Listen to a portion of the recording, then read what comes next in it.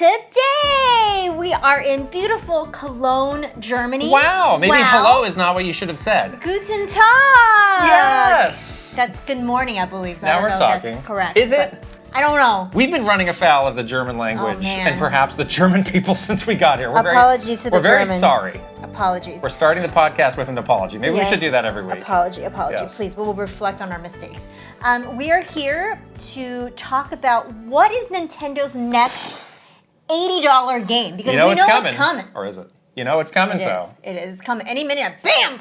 Smacked across the face with an $80 game. Oof. So yeah, we're going to be talking about that. You're going to be telling a great story about your first and only besides this time, in Germany when you visited NOE, Nintendo of Europe. I visited their headquarters, yes. I've never been to Nintendo of Europe. And you never will. And I never will. No. So I can't wait to hear these stories about your fun time in Frankfurt and visiting that office. And yeah, we are here for Gamescom. Yes. We're having a grand time so far. It's been great. In Cologne. We got in yesterday and been kind of slowly acclimating to the time change. We had a lovely dinner yesterday. We are vlogging all of this. You ate something. Pork knuckle that was literally about the size of your head. It was so good. How did you do that? I mean, I was hungry. Hacked away at it, and just before you knew that thing was gone. Just bones at the end. So Yes. 2 bones. We've been eating very well. Been eating very well. Yes. The Kolsch has been flowing free. The Kolsch is flowing. We're having a great time. Someone made a joke. They were What's the joke? Next to Krysta, the Kolsch just looks like a regular sized Well, they beer. serve it in these little They're in cups. these little thimble cups. It's good because you can drink exactly how much you want. And it's like really fresh and cold. Yes. Like the glass never gets warm because it's such a small amount. I kind of see it. I It's get the it. antithesis to the boot of beer, which is also in this country. The many contrasts it's like of the Germany. extremes of the spectrum of sizes of beer. Yes. But yeah, we're going to be heading to Gamescom. Tomorrow's opening night.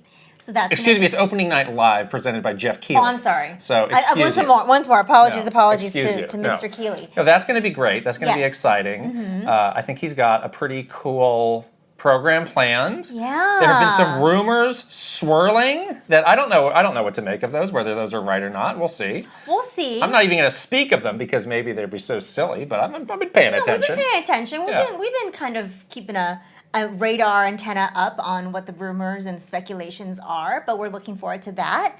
And then we just got 2 full days of different appointments to play, all sorts of stuff. We're really looking for. We got a very good list of people that we're seeing, so we're really excited about that.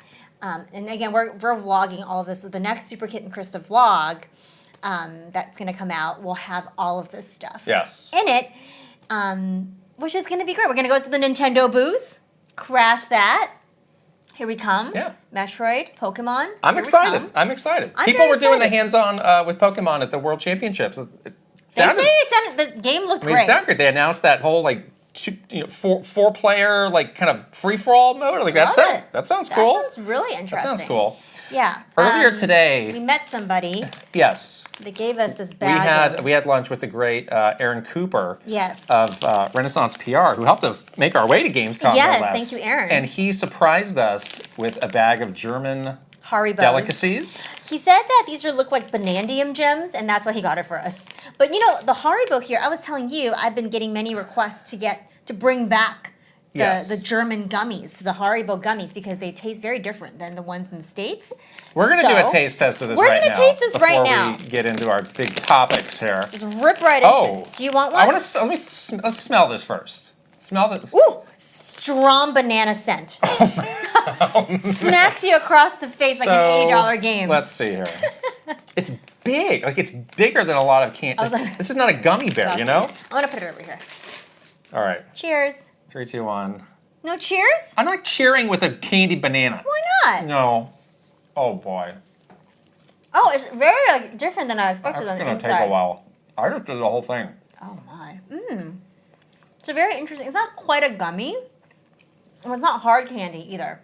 It has almost like a marshmallow center. You can keep these. You're not a candy person, You can keep these. I don't like it. While you're busy eating and you can't defend yourself, this morning, we went to Cologne Cathedral, which is one of the tallest cathedrals in the world, and we climbed up the staircase to the top. tired. And I learned that you're in terrible shape. This is what I learned about you. You were I was really- surprised. You were super fast. I was like, oh my gosh. You were like, I'm gonna fall down. I need to sit down. I'm winded. I'm not gonna make it. I was It's like- tired. And it was like a very tight spiral. It really was. I Going up and down. Same people going up and down. That was my So problem. if you're on the inside of that, you have about this much foothold. And it's like a stone staircase. It's super Might be a slippery. little slippery. And I have a penchant of falling. Hundreds. You've seen me. You know, I'm very klutzy. Yes. And I was pretty scared I was going to just, take a tumble down the spiral staircase. But it was crowded. Like, people were going down while you were going up. Yes. And so you would just be, like, crushed into the corner. But we didn't make it all the way to the top. A beautiful view of Cologne. Well, definitely worth it, but that was eye-opening about you. I was tired. I if was, I like, guessed. truly tired. Yeah. Yeah. And I was like, I need to sit down. Like, I'm really tired. There was a point where, like, you kind of get out of that main staircase, and your mind will think, like, oh, I'm done. But then kind of further off, you go into this kind of landing area, and then you see there's another staircase. Yeah. And just watching people come out of that and, Yeah. and set eyes on the other stairs, it's just like, the crestfallen, like, and everyone's I'm going not up there. done? Like, you were totally fine. You were like the only one that was fine. Everyone was like, me included, up this. we all paid to do this, by the way. We paid money. And then they said This on the isn't free. sign, Yeah. it was like no elevator, no joke. Yeah. There really is no elevator. Oh, you Germans! Yeah. You're very serious, No. you Germans. It's not a joke. No. Funny stuff. Well, when we got back to the hotel, as we were preparing to record this podcast, Breaking news. Breaking news. We saw the announcement that there is a Kirby Air Riders direct. Wow. 45 minutes. It's long. Very Sakurai's got some long. things to say. He's got some stuff to say. The good news is that we're going to be able to react to that before we go to opening light live at Games On, Yeah. presented by Jeff Keighley, so that we can be here to do it, which is going to be awesome. My first reaction when I saw this was, oh no, we're going to miss out on this because we're going to be out or or the time is going to be unavailable. weird. Yeah. But no, it's actually perfect for us because Actually it's the perfect. afternoon Yes. and we don't have anything big until a little bit later, so Yeah. we can react and I mean, get that out and absorb it and be great. could it be any better? It's going to be great. I'm excited about it. Did you see in Sakurai's tweet? So they started a Kirby Air Riders Twitter account. Yeah. And then Sakurai had something to say like, oh, we launched this. But then he also said, to the person running this account, do your best. Oh. I immediately thought of you. Because it's not do your best, it's do his best. My knees just got weak thinking. And it's not just from the knees stairs? Literally just started just turned to jelly. Like you're climbing the Kohler Dome. It's like you're climbing the Kohler Dome, but for like 6 months. Dang, that is what he does. He has a very high standard, as we know. And we were saying now that he's got a whiff and this expertise in making YouTube videos and doing a lot of social media That's and right. all that stuff. He's No excuses. gonna have some opinions. No man. joke about that either. No elevator. No joking. There's no Do your jokes. best. Do his best. This is video games. This is serious business. serious stuff. No fun involved. Exactly. Yes. We also, right as we were getting off the plane, Yeah. we saw the great finale to the Kit and Krysta Community Super Smash Brothers tournament, which has been going Yeah. on for many, many weeks now. Right. We had so many people from our community sign up to join. And we should say this is something that we are not running. We're not really involved in this. This is a volunteer Right. project from the community themselves. We have some really amazing people that are doing Yes. so much. This is like elaborate. They have official brackets. They have like weekly, news News updates? updates. Yes. They've made videos. They've incredible. streamed it. Right. We did a very small part, which is we were like part of the finals. The pre-shows of the finals. Pre-show. Yes. And we did a fun thing where we flipped a coin and chose to back. Made a bet. Yeah, there was 2 teams that made it to the finals. You bet one team, and I backed the other team. Yes, it was- your team actually came out on top. Yes, the finals were the Elite Randos versus the Side B Spammers. Yeah. And Elite Randos, the two people Formidable who are in that, Elite pair. H and J Rando, are extremely good at basically any game. Pretty anything. So yeah, pretty much anything. when I drew the other team, I was like, I don't know. But they pulled it out, They the Side did B it. Spammers at Super Pistachio and Mad Yeah. Dog 5981. Congratulations Congratulations, to them. you two. That's amazing. And as the loser of the bet, I have to tell secrets. You have to tell a deep, dark secret. A deep, dark secret. So I got to spill some beans. Well, it can't be that you're in terrible shape because that just got exposed. In 4K? Exposed on the Kölner Dome. All right? In 4K. Yes. Yeah, so I got many secrets. I got to pick one. Oh. Filled with, all right, I'm a little filled with skeletons. I'm in the a little closet. concerned at how quickly filled with skeletons. you admitted to that. But congratulations to the site, These Scammers. Amazing and, stuff. Wonderful stuff from our community. Yeah. All right, it's almost time to talk about some $80 games. But first, we've got to shout out our sponsor. This episode is sponsored by HelloFresh. Thank you. We have been supporting HelloFresh for a long time. You know about we them. love them, yeah. But they just made their biggest menu upgrade yet. And this is the service, you know, chef-crafted recipes and ingredients straight to your door. This is not the HelloFresh that you remember because they have just changed everything. Because now they have doubled their menu and you can choose from 100 That's crazy. menu options every single week. That's amazing because if you are trying to not fall into the dreaded food rut, and if you just want to challenge yourself to like either make or try something new, which is what I love to do with HelloFresh, I always pick recipes for meals that I typically don't make at home or you know don't know how to make. And I learned so much and the food is so good and I'm never disappointed. So it's insane that they are expanding the options because I thought there was a lot of options to begin with, but dang, 100 options. And I'm excited about this other update here. Bigger portions to keep everybody satisfied. You've been seeing me around here. I'm a big eater. You were putting away some schnitzel. If I'm going up and down the Kölner Dome, I need to pack away a few schnitzels. Maybe that's why you went up so fast. Yes. You were just eating schnitzel. No, we went up to breakfast. People are picking at their breakfast like, what's going on? I need to eat. You ate the whole thing Give me so this. fast. Aaron, let me try a taste of yours. What's this? Okay, great. Wow. HelloFresh, got the big portions. We need that. We need the portions. My goodness, yes. We need the portions. And it's very healthy, protein, veggies, incredible Seafood stuff. recipes, steaks. Wow. Like it's really 3x the seafood is on the menu now. That's great. I love that's how you, seafood. That's how you get variety. I did fish tacos from them. Oh. It was so delicious. That's how you get variety. That's what we're so talking about. Good. Yes.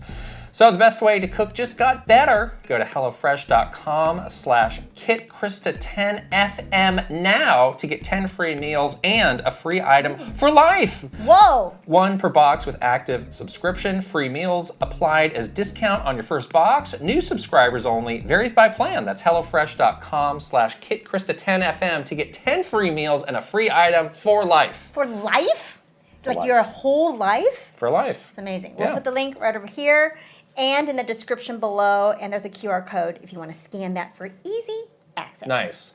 All All right. right. $80 games. Oof. Topic everybody loves. Oof. Rough So stuff, guys. we got the first $80 game with the Switch 2 launch, Mario Kart World, obviously. Yes. All of us are clearly still playing that game hours a day. We're extracting all of the value Eking every penny. of those $80 out of it. Pinching every penny. Yeah. So I think it's a fair question to ask, like, what might the next foray into this world of super premium games be? Yeah, and I guess the question is like, do we believe? And I think the answer is pretty obvious that there will be more $80 games, and I think we absolutely. Well, what's the count? What we should talk? What is the counter to say no? Actually, this is the one and only.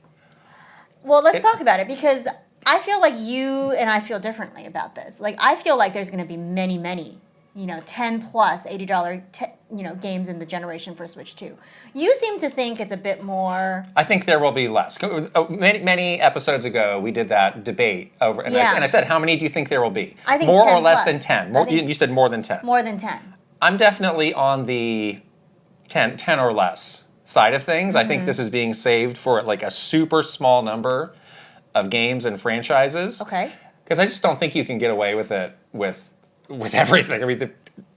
I mean, you could argue like, well, but can't you? They're getting away with it for Mario Kart because most people got it for $50. The true $80 experience hasn't even hit yet.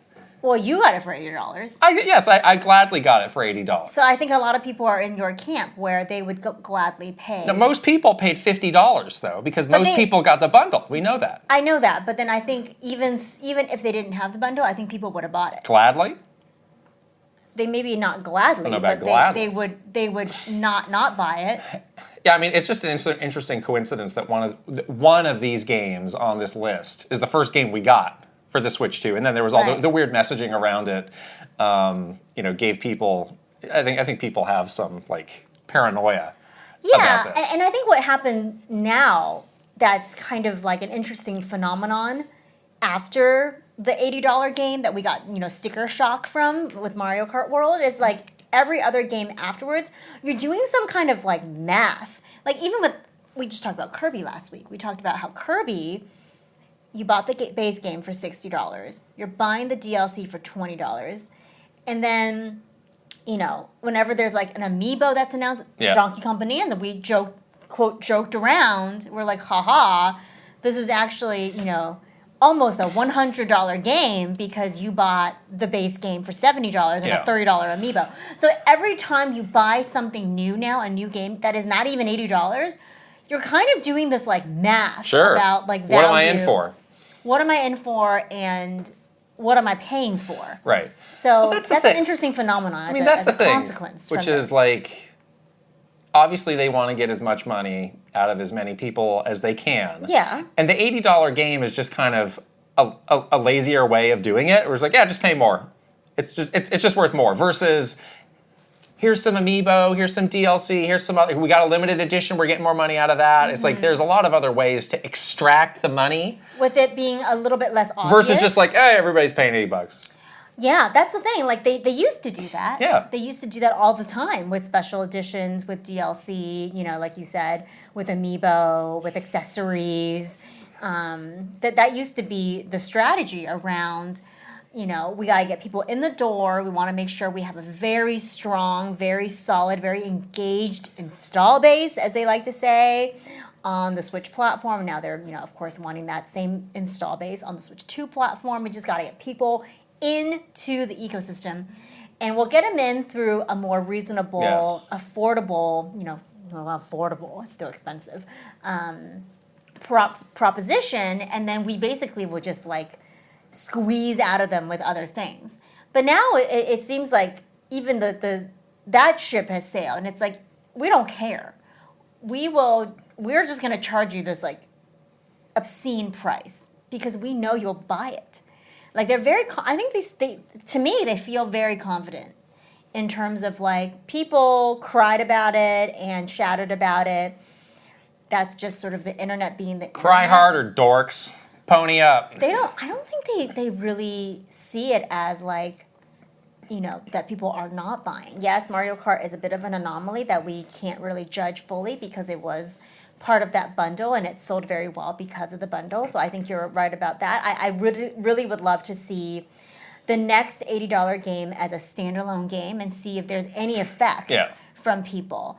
And again, you basically, you enter into a thing where like people may do the exact same thing and they may cry about it and shout, drop the price, but then millions of people will buy it anyway, and then Nintendo's once again to get the reinforcement of like, well, they didn't like it, but they bought it, right. And so we don't care if you don't like it. So you don't see any scenario where it's like, oh, this didn't go well, we can't do this again. I kind of don't, honestly. Yeah. I really don't. Like, I actually think that they're very confident and kind of, almost cavalier about the idea that people wouldn't pay. Who do you think is the mastermind of the $80 game? Do you think it's something NOA cooked up? Do you think this, because in Japan they've been doing this. Like they've had this variable pricing for a long time. I think it's something Japan cooked up. You think it's them? It's like, look, we've been doing this forever. Get on board. Works for us.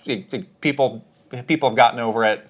Exactly. Stop crying and do it. Yeah, I totally think that's the reason why. And I think that they're very justified in, like, for themselves, that they feel justified. I'm not saying that they should be justified, but they feel justified that they're like, yeah, I mean, it's no secret that game development is just getting more and more expensive.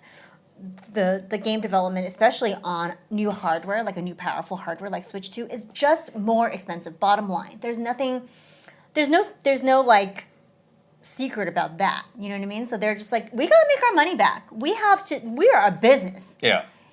If you're a restaurant and the ingredients to make the dish cost more money, you're gonna charge more money for the dish. Right. Like it's like simple. It's very simple, like business It's practices. happening all around us these days. Yeah. So I don't think that's why I think that even though it feels very like anti-consumer, and I obviously, as a consumer, I don't like paying more for stuff, but I think for them, they're like, no, like we are firm on this. We don't see another option for us as a viable business, and you guys just need to get over it. Yes. So I don't think they would think twice about another premium, $10 game. That's why I think there's going to be many more coming our way. That plus some of these $80 games like Mario Kart, that's going to get some DLC. So how much are you paying over the life cycle of that entire game? It could be like $200. Right. So what do you think makes an $80 game for them? Because we don't know. They never came out and said. Right. If you asked 10 different people, you probably get a bunch of different answers of like how would you pick the game to price at $80? See, that's I don't think you and I agree on this. That's my main problem with it, actually, is that, like, if Nintendo told me, like, very clearly, hey, like, we want to do this variable pricing. This is the criteria of a game that we believe is worth $80, and here's the background as to why. Yeah. And they explained it in a very transparent way. And then they said, and then these are the category of games that are $70, $60, $20, whatever. They like explained their variable pricing. They understood, we understood what they're looking at as criteria. We understood what they're doing for their sort of like benchmarking. I would feel fine about that then. In that scenario, I still maybe wouldn't like it. Yeah. But at least I would understand why. So this is my problem, is that I don't know what they think is an $80 game. Like, we were dancing around this a little bit because I honestly don't know. Like you were saying, maybe because Mario Kart is this big multiplayer game, maybe that's what's justifying. Well, that's my guess, is a game that has no end, that you can play kind of forever. Right. Versus, again, we saw this, so Donkey Kong was not $80. That's a game that you play, most people probably play that for like 30 hours and maybe they put it down. And then you're buying another game. Versus like you could play hundreds of hours of Mario Kart and never move on. So they're like, this is our tax on that basically. If you're gonna play 500 hours of Mario Kart, you're gonna pay us 10 extra bucks. But what about DLC for the opportunity to do that? Not everybody's gonna buy that. Some people are going to spend 500 hours just doing the knockout tours. You're getting taxed twice, basically, because you're getting taxed for playing the base game, and then you're getting more money that you have to sink into the DLC to keep you engaged. Yes. Like that just... Yes, you do. Okay. Because to them, it's like, oh, this is a customer who is kind of falling out of our funnel of buying the next game and the next game and the next game after that. So, like, the total that we take from that individual is going to be less than the person who does what we want them to do, go from game to game to game. Yeah. Grazing on these games like a cow, Like a cow.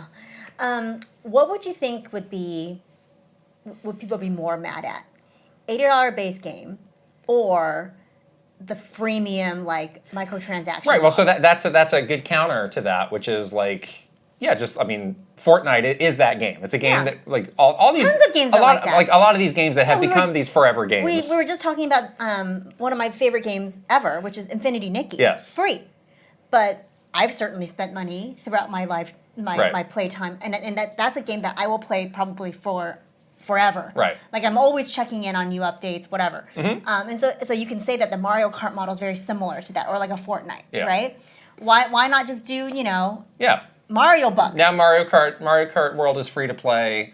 If you wanted all these costumes, you got to buy those. Yeah. And if you wanted the big DLC packs, you got to buy those. You got to buy those, or if you want extra tracks, you got to buy those. Right. Whatever. That's a fair question to ask to counter. I don't want to pay $80 for this. Yeah. I'll pay for what I want. Right. So that's that model. They do they do have a free to play Mario Kart. It's called Mario Kart Tour. They do. So I wonder if they either see like, well, we don't want to be operating two of these. That makes them too similar. I wonder if that's also like too disruptive on the Switch 2. It'd be like, well, then people are going to start asking, well, is the next Mario game going to be free? Like the weird expectation of all the big... Sure. I think the notion for them of saying this big franchise is free on our flagship console... They can't do it. They won't do it. It's too much for them to get over. But see... Even though it's probably... a better model. A good thing to think about long term. Yeah, because, again, going back to your potential criteria of this game is $80 because you're going to be playing this base game forever, like that would be the counter to that criteria is like, then fine, you're going to be playing Mario Kart World forever. We'll make it free. Right. And you are going to be buying these You're updates going to be buying forever. throughout the life cycle of this game, which is maybe 10 years, right? Because we play Mario Kart 8 Deluxe for 10 years. And how much money would you make? You know, people, you got whales out there. And I hear stories all the time, like, Sure. oh yeah, I pay like, Infinity Nikki, I buy every costume. It's $50. It's literally $50 a week. People are spending that money. Wow. People will spend it. Yeah. If they want it. So I don't know. I don't really buy it. Well, what's your big reason? Well, I'm mad at Nintendo for not giving me a reason. There is no reason. It's just because we want to. I feel like they're doing it for all of their like AAA characters. So anything with a Mario on it. What about a Donkey Kong? Not a AAA character yet. He is now. But wasn't before Bonanza came out. All right. The next Donkey Kong game though, Bonanza 2, end life cycle for Switch 2 is going to be like $90. Mark my words. I'm going to put it in this video right now. Let's come back to me in 7 years. But yeah, I think anything with Mario, anything with Zelda, for sure will be. Well, Zelda's the one. I mean, they raised the price on the Switch 1. Yes. The Tears of the I mean, Kingdom. that's a no-brainer. Well, let's start going through. So we have how many of these? We got like 9 or 10 franchises that we want to go through and give it either the yes or no to whether we think these next one of these is going to be $80. Okay. Let's start with Animal Crossing. Yes. 100%. Given your reason of this is a game you might play forever, that is truly that game. It definitely fits the criteria. If that is the criteria. I feel, I think this definitely is high on the likelihood. It's scale. Super high. Right. Because it is, if they're going to justify this, if you compare it to Mario Kart World, it's like, yes, this is a game that's ongoing. This is a game with a huge multiplayer component. Mm-hmm. This is a game that we're going to be supporting. Well, not New Horizons, but hopefully. They'll be supporting the next Animal Crossing game, hopefully, for a very long time. Right. And same situation where they have a well, actually, they don't on mobile. They completely changed the mobile. You're paying for that mobile You're now. paying for that mobile now. They changed that. Yeah. Right. Well, maybe they, maybe they will go the gotcha route. I mean, honestly, if there was Crossing. any franchise to do that, They might be Animal Crossing. Honestly, this is the one. People are no, listen. From a narrative standpoint of like we peaked with New Horizons, we're never going to have that phenomenon again. Yeah. This next Animal Crossing, no matter what, it's not going to sell like because it's not the pandemic. However Unless we many have a second 40 million copies. Right. It's like well now you're never going to be able to judge because we completely changed what Animal Crossing is. Exactly. And you can still have a great experience and play for free. Yeah. But you got to buy everything. We got the toilet pack. We got 99 different types of toilets. You want Every a golden toilet's toilet. You want a fancy Japanese toilet. We got all those. Yeah, there's going to be like I mean, literally every single little thing in there. It will have a dollar amount attached to it. We'll have a dollar amount attached to it. Yeah, and they'll probably do lots of special events, which is what they do with Animal Crossing anyway. But those would cost money. Oh, to do like the bug off and stuff, and not the for fishing. For you to do it, but like for you to buy special items associated with it. Right. Again, I'm looking back to the Infinity Nikki model, and it works so well for Animal Crossing because it's exactly that. Like every 3 months, or even more frequently, they'll do like this is the media shower event. You get 3 new outfits. You get to do these fun things. Right. You get to collect these. It gets me every time. Yeah. I'm always back.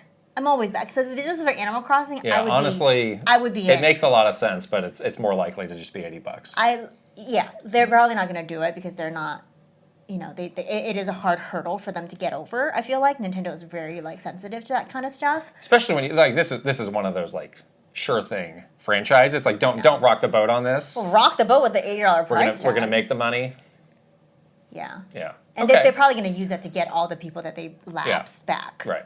Okay. Splatoon is next. Yes. And well, I have an interesting counter to this. Please. In this, outside of Japan, they have not yet saturated the market with Splatoon. There's still growth to be had, and I don't think you can do that at $80. I think they can do the growth part with the spin-offs. Now they have Splatoon Raiders. They have, more of the single player. Yeah, I don't think Splatoon. We're talking about the DLC. Splatoon 4 here. But I think Splatoon Right. 4, that experience will be $80 because they're going to, again, be like, this is a game that you can play forever. Like, this is the base game that you're going to play for the entire generation of Switch I don't know. 2. I feel like Mario Kart and Animal Crossing, it's like, all right, they have fulfilled whatever market penetration we need those franchises to do. So fine, price it as high as you want. Those people, they know about it, they're going to come, they're going to want it. I feel like Splatoon, there's still, in this market, not in Japan. Japan, you can price it whatever you want. $100. Here, though, like, there's still a lot of potential that is untouched. But you can do it other ways. I think it's too soon to go to $80. That's why they have those spin-offs. I think it's too soon. That Splatoon Raiders probably gonna be like $40. Why are you using plural? Spin-offs. What are the other spin-offs? I mean, they're gonna do more. I don't know. You know they are. That's 100% how they're using. I feel like what they're using to penetrate. I feel like the that would be market. premature to They're do gonna this. Charge $80. Mark my words. I would be the Once guy in again. the meeting saying, "Don't do this for this one." I'm like, shut up. We don't care about that. So it's like every other meeting. So it's like Great. every other meeting. Great. Yeah. Actually, you should reflect upon your Yeah, badges. my failures. Your failures. Yes. You failed by yes. making this. Why by having this are you opinion. submarining this company? Yeah. I thought you wanted us You to be single-handedly successful. are Yeah. making us fail. Right. You loser. Please shut up. Okay. Well, Yeah. interesting that we have a difference of opinion on that one. Yeah. Smash Brothers. Yes. Obviously. Well, what is the next?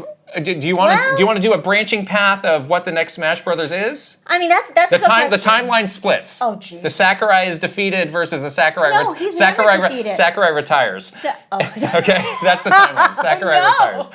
Sakurai Samba, don't retire. If it's a brand new Smash, it's Smash.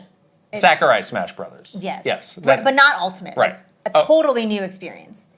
It's not like he's going to be like made by Sakurai. Yes. But not like a remaster or anything like that. Not Oh, like an original game. Yeah, Yes. Not like Smash Ultimate Right. Deluxe. Right. Not that. Yes. But yeah. but if if Sakurai makes the next gen Smash Brothers Yeah. for Switch 2, Right. it will be $80. Plus you have to buy the fighters packs for $20 each. Forever. And they had every character had an amiibo. So they're making all this making money. hand back. over fist. Yeah. That's a slam dunk. Slam dunk. But what if it's like, okay, well, Sakurai didn't want to do it, and we had to reboot the series. Well, then that's different. Yeah. That would might be that might be different. a different story. Might be a different story. Yeah. Or if they Too hard to say. If they do, if Sakurai didn't want to do it, and they basically did Ultimate Deluxe, let's just call it that for Yeah. So they will up-res that. Well, Switch 2 edition. What would the price? Kirby's $80. How much were those fighters passes again? I can't remember. like $20 each. And how many of those did they do? We did 10, right? No. Oh, 5? Was it 5? Anyways. I think it was 5. I think it was 5. I think it was 5. Smash Ultimate Deluxe. So 5 times 20 is 100 plus 60, so $160. Well, Plus the amiibo. You can't price. You can't do that. But they probably will do like a Switch. Let's say they do a Switch 2 Smash Ultimate edition. You're probably going to charge at least $20 for that. But wouldn't that have to include all these characters, these DLC characters? It would include these characters. Yeah. And then maybe some upcoming. Maybe fighters maybe pass. we just discovered a reason for them to not do that, because it's just like unviable to sell this game that costs that much, that has all that value. Well, you got to do it over time so people don't realize how much they spent. No, you have to. I mean, that's what these games are. They have it all. Smash Ultimate Deluxe Oh, I see. has everything. There's no way and you're then- selling that and for then- $160. No, exactly. That would be insane.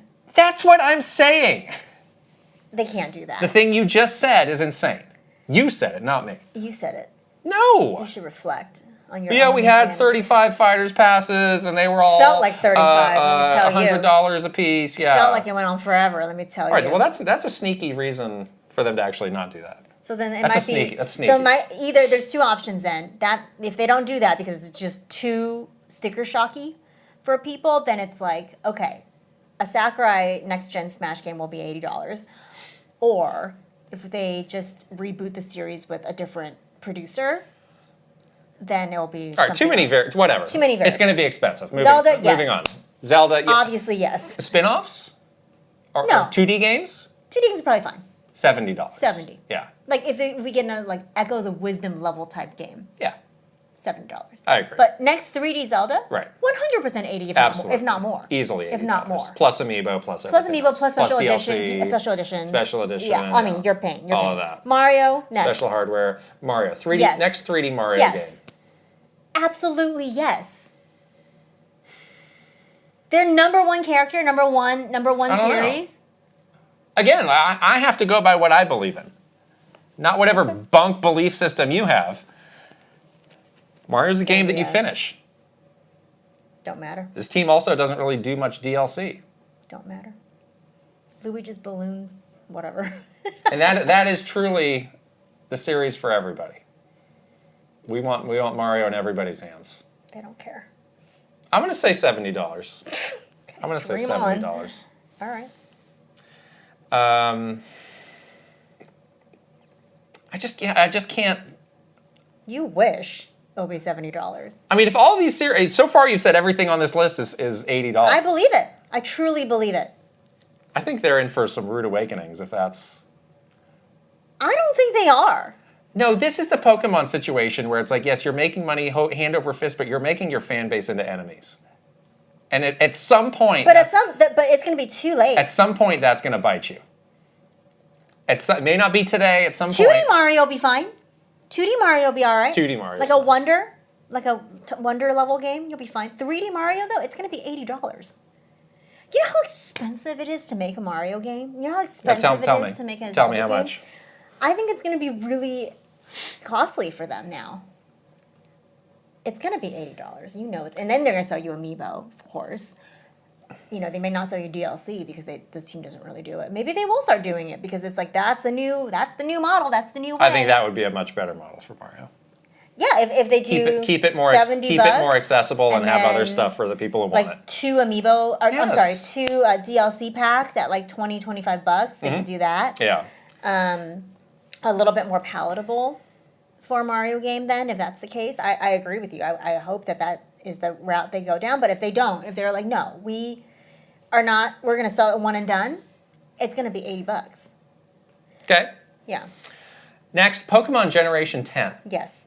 Well, I have a different take on this, which is this is the Pokemon Company getting to really make the decision on this. That's true. And they might be like, you guys are nuts.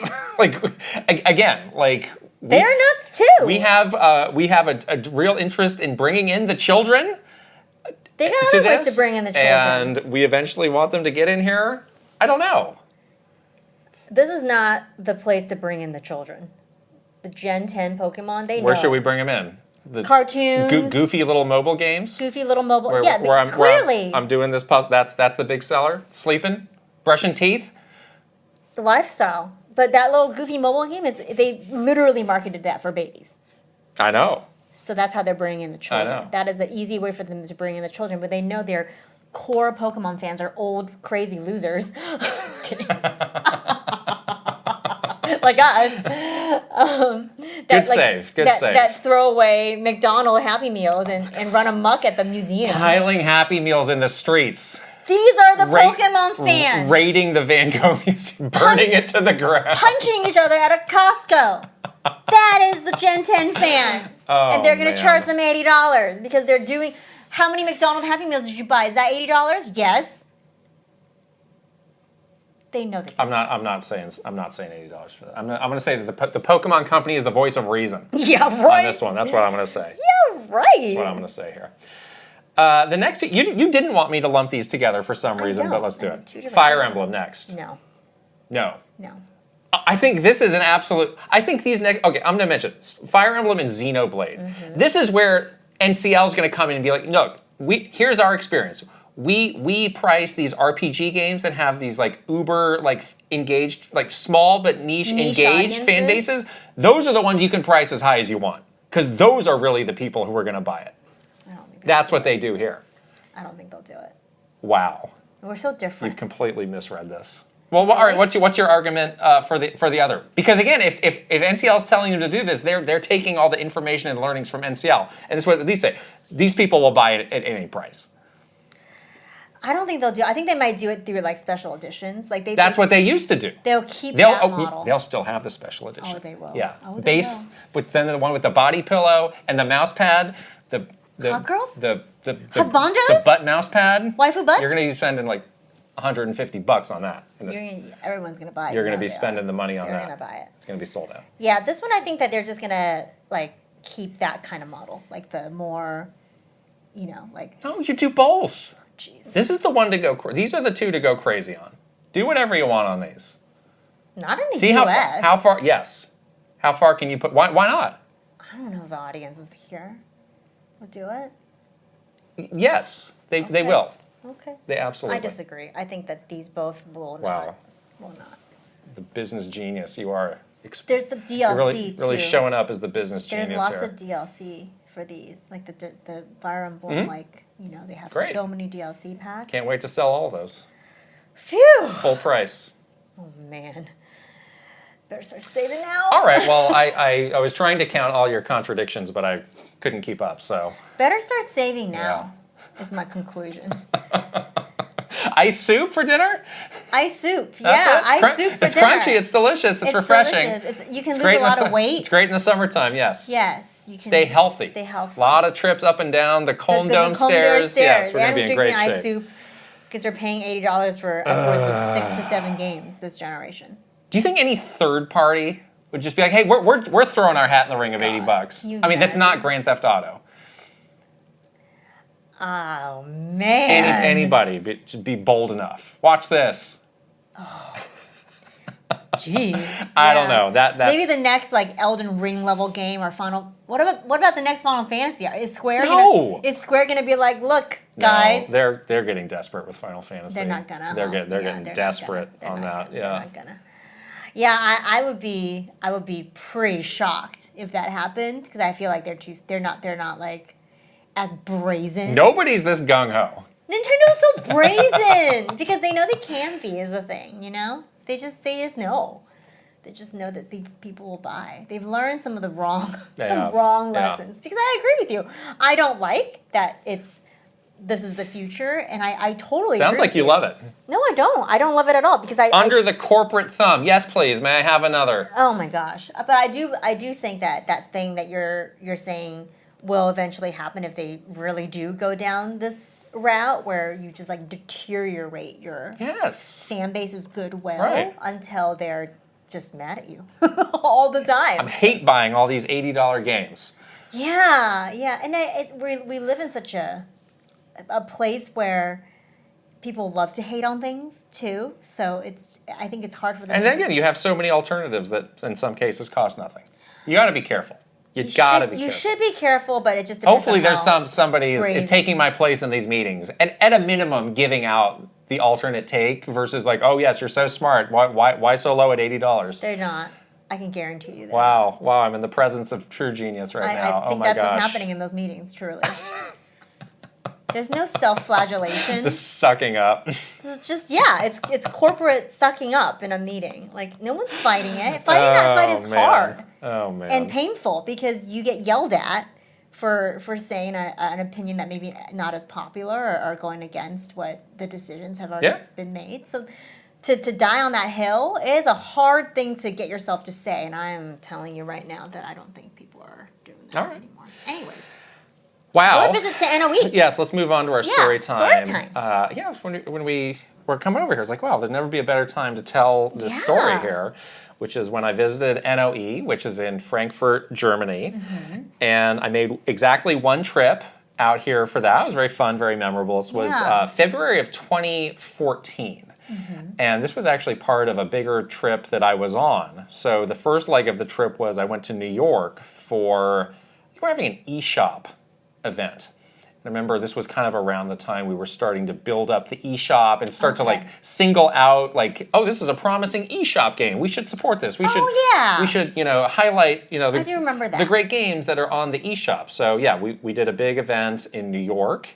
And it was bustling at the time because it was the days leading up to the Super Bowl, which was happening in New York. So I remember I walked by and just like on the street, they had like shut the street down, like the NFL had taken over it. Wow. I was like, oh wow, this is an interesting time to be here. That's cool. Because they usually have it in like, Atlanta or Not a warm weather city. Yeah. Miami. And New York is such a dense city too, to have like that kind of crowd descend into an already crowded place. Exactly. Is a more on that later. More noticeable. I'm setting up the Super Bowl as something of note for something that happened later.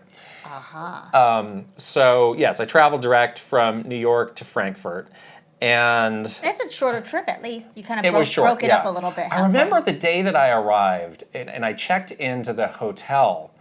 They were like, oh, because it was by the river. And it was like, well, there's something interesting happening in the river today. They found some like unexploded ordnance from the war, and they're going to be diffusing it. So you can watch them do that. What if they make And a then I mistake? remember I turned on the TV, and they had like some helicopter. It was like big news. It was like, oh, they're in the river, and they're working on this. What if it explodes accidentally? It didn't. So that's scary. Yeah, but that was a It's very like the people that sweep the mines. it was a very memorable start because again, it's like I got there very early. I was groggy. I was like, wow, what's going on here? Yeah. What's going on in Germany? All I right. don't know if I wouldn't want to go down to the river. Yes. As we've learned, the river can be dangerous in many ways. Yes. Yeah. Avoid the river Don't at all get costs. swept away. Don't get no. exploded. Don't get blown up. Don't get blown up. Right. Yeah, we actually flew into Frankfurt on this trip too. Yes. That's the major hub. So, Yes. yeah. Yes. Frankfurt. Going there, like a lot of people are like, oh, it sucks. Like you're not going to like it. It's boring. I thought it was great. No. It's not. It's a pretty like business oriented city, but it does still have like kind of its like traditional core to it, and definitely. I mean, still have like an old town. yeah, we didn't have a ton of time, but we had enough time to check that out, and Right. seemed fun and seemed cool. So I was like, oh, it's not as bad as like people were really like, ugh. I feel like Keep your expectations low and then lower them even more. Geez, Because it's going to suck. a little unnecessary. Yeah. I do feel like people don't realize how kind of ugly most American cities are. Like, Yeah. especially in like, I feel like San Francisco's a beautiful city. I love living there, and we're both like hardcore, like, Bay Area natives that Yes. love Northern California. But there's a lot of like cities in California that's just like the urban sprawl, Yeah. the suburban sprawl. Right. Or just like strip mall upon strip mall of like, there's the third Panda Express, Starbucks, and whatever. Yeah. It's like super generic. Yeah. So like, anytime we go to any European city and there's like some cobblestone and a cute little city center and stuff like that, we're always like impressed. I don't know. Right. So at the time, the NOE office, they have since moved into a new building. I and remember that. they have their own. It's their own building. Yeah. Which is cool because It's really before nice. they were in kind of a high rise, a little bit like outside of the main city area. Okay. So it felt a bit more. Like it- standalone. It was not as hustle and bustle Yeah. out there. Did they move downtown now? I think they're still kind of in that area, but now they Okay. have their own dedicated building. That's really which cool. it looks a lot like the NCL, Yeah. one of the I NCL think I've seen buildings, photos which of that, is really nice, honestly. But that office was very. I mean, it reminded me a lot of our Redwood City office, but obviously Yeah. much bigger because Right. they're. How many people work at NOE? I don't know, but the way NOE is structured is so interesting because there's kind of like. NOE is the hub, but they still have like regional Nintendo of the offices. UK, Nintendo of Spain, Nintendo of Paris, all that stuff. Nintendo of Benelux. Nintendo of What do you know about Benelux. Benelux? I don't think there's very many people. In Benelux or in Nintendo of Europe Benelux? Nintendo of Europe Benelux. Right. Yeah. I've never And- been to Benelux, but In all of those regions have kind of, some amount of autonomy to do their own Exactly. thing for those markets because it's like, Right. yeah, this is its own country. Like right. You have to market to the we have to get people there. all these languages because Yes. we're constantly hearing about we have we need time for translation. We have 14 languages. We demand 2 weeks to Yes, translate the anything. And translation it's was like, really hard. I get it. Yeah. You do. Yeah. That's hard work. Yeah, totally. So that was kind of a totally. tough reality that they really had That to was deal with. really hard. Like every single time they had to do one thing, like write a press release or Yeah. make a tweet. It's always like 10x the amount of work Right. that we had to do, Right. which I always felt kind of bad for them. Yeah. That is a lot. But they would often come in as the hero on some projects that were kind of like a really tight turnaround. Like we Yeah. would hear like NCL be like, oh, this thing popped up, we got to do it, and it needs to be done by like the start of Yeah. next week. Yeah. And for us at NOA, it would often just be like, well, suck it up and do it. Yeah. Yankee. Europe, though, they would raise their hand and be like, well, We can't. Here in Europe, we have laws Yeah. against working over a certain amount or like working over over the over the weekend. So, weekends, so yeah. we actually can't do that. And NCL, they Well, they didn't want they to don't break want to the be law. they don't want to be breaking the law. But they're Can't like, break the law. Yes, we will push back yes. I really love the like the secret meetings we used to do with NOE. Like this is what happens. Okay, so we all want to get something approved or changed because Right. Japan came down with some ridiculous request. Yeah. Or they had some ridiculous feedback on something that you were doing. Here's the plan. You call up NOE and you say, you guys, we gotta team up. We gotta team up against It's Japan. 2-on-1. 2-on-1. It's like we have 3 regions, so whoever has the majority of 2, they can push. They can push. Yeah. You need more strength. Right. Like two of us to Japan was just like evenly matched almost. But a lot of times NOE would throw us under the bus too. They would do that and I too. didn't care for that. A double-decker bus. It was like a real betrayal I never- in some of these meetings. The drama, like what you just stabbed me in the back, Europe. That was mean. Yeah, I didn't like that. Sometimes I do it beforehand so I can make sure there's no bus throwing, Yeah. and then that would go better because then you're like, we're going in as a united front. Right. NOE, NOA, Yes. link arms. Right. You know, and then we can go in against Even Japan. then, sometimes it got overruled. But then sometimes they would. Sometimes they would Yeah. be the one to bring up some like ridiculous Right. comment. You're like, shut Wait. up. What are you talking about? And it was shut Why up. do you- yeah, this has no impact on you. Yeah. Be quiet. Oh my god, that would really drive me up the wall. So anyway, like their office is like nothing. It was not like this amazing experience. It was Yeah, just like yeah. this is like a I mean, work. all Nintendo offices. This is a are working not- office. amazing and yeah, like you don't experience. even have the magic of like NCL. Like, well, at least you know the thing is made here. Yeah, like yeah, yeah. somewhere here, some genius thing is happening. Do they have a museum that you also can't take photos of? No, they don't. They didn't even have that. So yeah, I would rank like the NOA headquarters as like far above. Again, I haven't been to the new NOE office. Maybe it's nicer, yeah. But like the NOA office was at the time significantly better, I would say. Because they built that nice Yeah. new building. and Yeah. Well, now everybody's got nice new buildings. They yeah, can't that's stop true. building these new buildings. But they needed. NCL's building another This is one. why they $80 games. Right. Got to fund these real estate projects. Apparently, But the reason I was there is we were doing, we mentioned it a lot, the global PR meeting. they always change locations. And yes, they would often rotate. Rotate. They did it usually twice a year, Yeah. and they would rotate it around. Some places got it more than others. But I had never had, up to this point, I'd never had the chance to travel for one. Like we would often have it either in Redmond. in Redwood City or Redmond, and it was like, well, we're hosting all these Boring. people. It's Yeah. not that exciting. But I finally got the tap on the shoulder. It's like, no, there's some topics here that are pretty relevant to you, so Yeah. you should kind of. What did you go for? Splatoon? So so in February, we kind of had 2 big topics Yeah. that we were covering. Was get ready for, it was kind of the unofficial E3 kickoff. Yeah, and that's when you would start really. And that's February. usually when like Yeah. the team in Japan would come and be like, all right, These are the games. here's the lineup, here's what we'll have, here are kind of the But priorities. At least what we're working towards. If Yeah. something gets delayed later on, Right, that's right. And at that point, that was still, Mr. Awada who was doing That's all of that. So right. he was absolutely there, and he was leading love that. all of the meetings. That's It was awesome. great to get that kind of, Yeah. time with him a bit more, intimately, and hear him talk a bit more just kind of openly Yeah. about stuff. So that was one thing, and that ended up being a really, E3 2014. That's an all-timer. Yeah. That was where they really changed the strategy. That's and right. they have the digital event and Yep. Treehouse Live. And Treehouse, I actually think that's one of the projects that I was there to talk about was Treehouse it was the Live. first one. It was the first year, and it was, how are we going to support? How is the communications team going to support Treehouse Live? That's I right. think that was one of the things that I was there to cover. Yeah, that makes sense. Because I for remember that. that was a really big deal Right. for that E3. Right, but at that point, even a lot of those ideas were already set. It was like, we're going to change things up. Right. We're going to do things differently. So it was more just like filling in kind of the details of how we were going to do it. Yeah. So that was the major topic. And then the other one was around Splatoon. This is the first which- Splatoon. Yes, Yeah. Splatoon 1, which didn't come out until a year later. Right. But it was going to be unveiled Announced, yeah, at as E3. part of that E3. Yeah. And that was interesting of just, it had been so long since we'd worked on a new IP.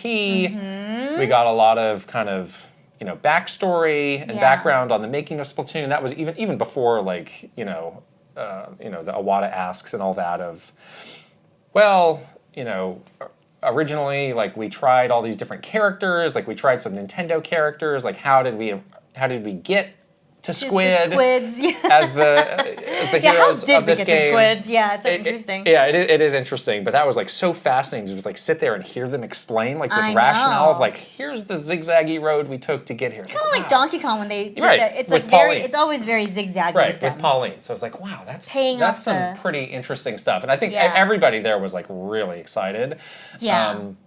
I remember even before, we started to hear about Splatoon, like even before I had seen it, we would sometimes, have the treehouse like kind of explain some of the game concepts and mechanics to us. I'd have to be like, man, this sounds great. Like I remember that too. There's a lot going on here. It all makes sense. It all sounds really like original. There was cool. so much hype because Nintendo doesn't have that much new IP. No.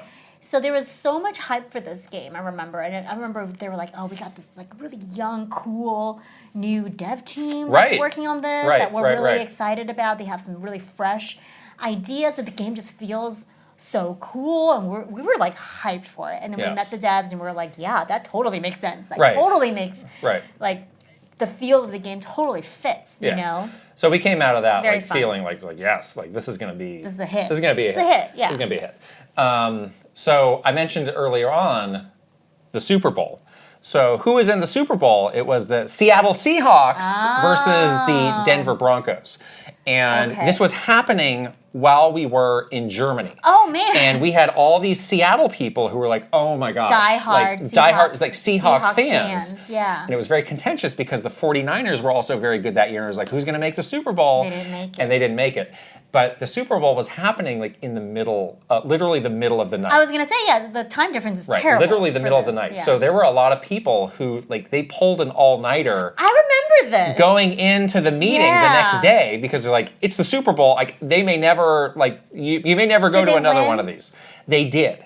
They did win. So I guess maybe it was So everybody was worth it. Feeling like it was worth it at the time. But they were tired. They were exhausted. And at the time, I root for the San Francisco team, so I had some raw feelings about it. So I was like, I'm curious about this too. What I'm gonna do? I'm gonna wake up at like 3 a.m. What? And I'm gonna check the score. And if this is some close game, like I'll watch it.